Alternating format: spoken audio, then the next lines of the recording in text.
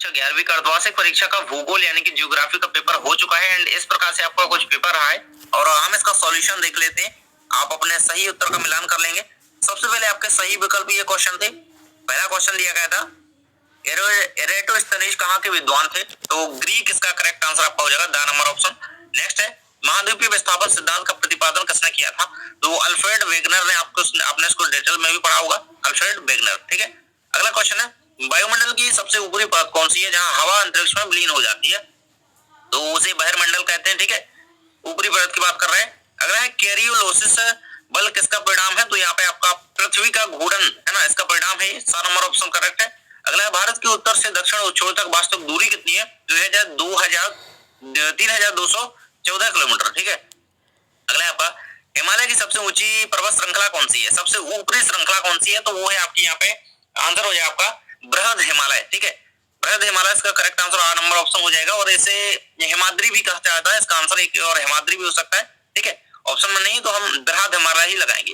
द्वितीय स्थान आ जाते हैं। पहला क्वेश्चन है झीलम, चनाव, रावी, व्यास और सतलुज नदियां ये किसकी सहायक नदियों के अंतर्गत आती हैं, तो ये सिंधु नदी की सहायक नदियां हैं, सिंधु इसका आंसर है। अगला है आपका गंगा ब्रह्मपुत्र का मैदान किस निक्षेप से बना है, तो जलोढ़। ठीक है, जलोढ़ निक्षेप से बना है।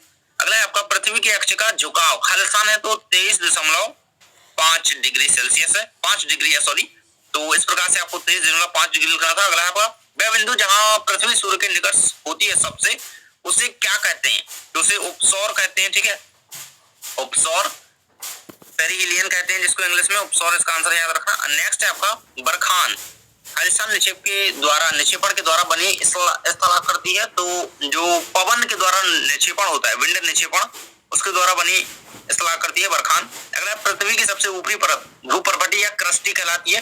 ठीक है, क्रस्ट या भूपर्पटी आंसर लिखना था, भूपर्पटी। ठीक है, ये रहेगा।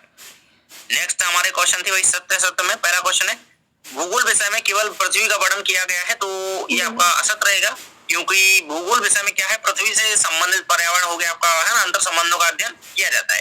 अगला है आपका अपक्षय में कारक महत्वपूर्ण भूमिका निभाते हैं, तो ये आपका सही हो जाएगा। समुद्र तट से दूर जाने पर समान तापांतर जो है अधिक होता है, तो ये आपका सही रहेगा। ठीक है, अगला भारत के दक्षिण में प्रशांत महासागर है, बिल्कुल गलत हो जाएगा। हिमालय की नदियां सदाबहानी होती हैं, तो ये आपका बिल्कुल से सही रहेगा। अगला भारत की जलवायु मानसूनी हवाओं से प्रभावित होती है, तो ये भी सही रहेगा। यानी कि पहला और आपका कौन सा चौथे नंबर का गलत है, बाकी आपके सारे के सारे सही हैं। अब सही जोड़ियां हम देख लेते हैं आपकी। तो सही जोड़ियां में निहारिका परिकल्पना भैया ये किसने दी थी, यहाँ पे लाप्लास की निहारिका परिकल्पना आपने पढ़ी होगी।